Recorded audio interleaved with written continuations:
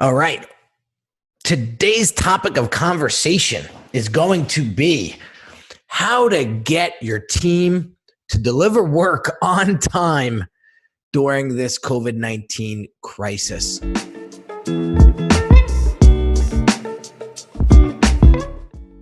I might have mentioned this in the past, but I belong to a couple of peer groups that have been really fantastic to help me further my entrepreneurial journey and not feel like I'm so alone. Because that's one thing about entrepreneurship. It's you feel like there's nobody that you can kind of reach out to. You're like the single captain on the ship trying to navigate a storm. And community is a great place, especially great peer groups are a great place to bounce ideas off of or feel like you're not alone. And so I have a few of them that I belong to that are just awesome. So last night I was on a peer group meeting and there was about 25 of us, and we were just talking about the current situation, the advantages, the opportunities that are available to us now, and some of the not so good things that are going to happen. A lot of people are going to lose their business. A lot of people are going to lose their job if it hasn't happened already. And it's a serious thing, and it's sad. It's sad, but I'm hopeful that people will reinvent themselves and people will come back from this stronger than ever. So while on this group call yesterday, this woman asked a really great question. She says, I have a small team that I work with, and obviously we're all working remotely, and I'm having a hard time getting this one team member to deliver projects on time. And they keep saying to me, I have my son, I have my kids home now, and there's a lot of distractions. I'll try to get it done tomorrow. And she's being as calm and patient as she can, but she really doesn't know how to navigate the situation because she really doesn't want to tarnish the relationship or hurt the person's feelings in any way. I thought about this and I was like, wow, I've had a remote team now for 5-6 years, and we had some issues in the past with team members not coming through. So I thought immediately, how can I help this woman with some of my past experiences? So one of the things that I mentioned to her was this. You could tell that she was getting frustrated. You could tell that she didn't want to make things worse for that team member. You know what I mean? So she was stuck. And so what I first thought was, I said, let me ask you a couple questions. When you first onboard a team member, right, do you ask questions about their values as a person, as a professional? And do those values align with the values that you have inside of your business and inside of your life personally? If those values don't line up, I would highly recommend that you do not hire that team member, because it's just going to be friction and it's going to be an uphill battle from there.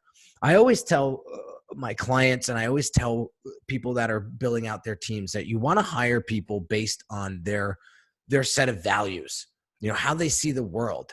And if they see it aligned with how you see it, things are going to go really smoothly.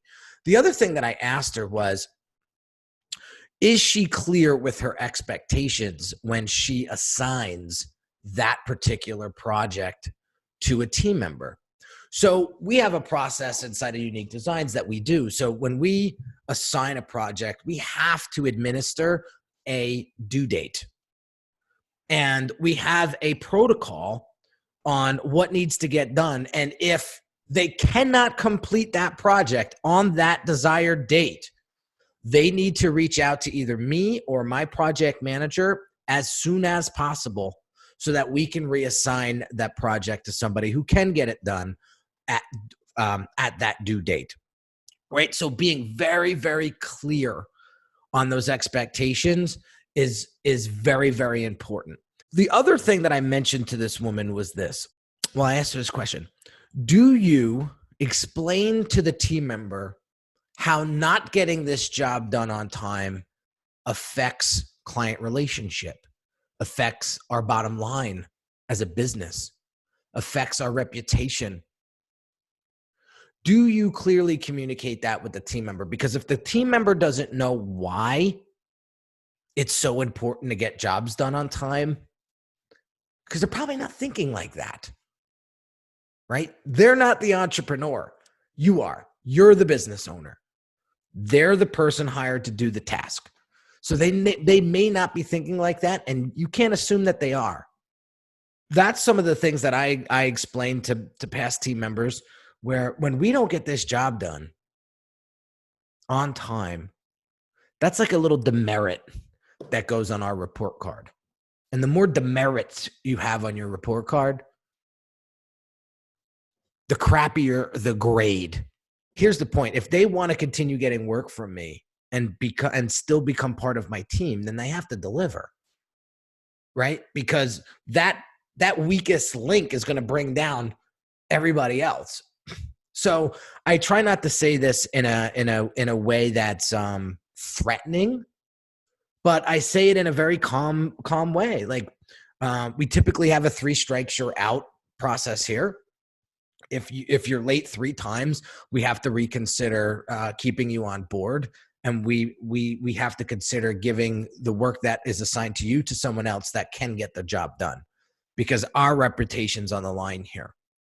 So we give them a 3 strikes policy, but I'm very clear with my expectation, and I'm very, very clear on the importance and why it's so important to get jobs done on time.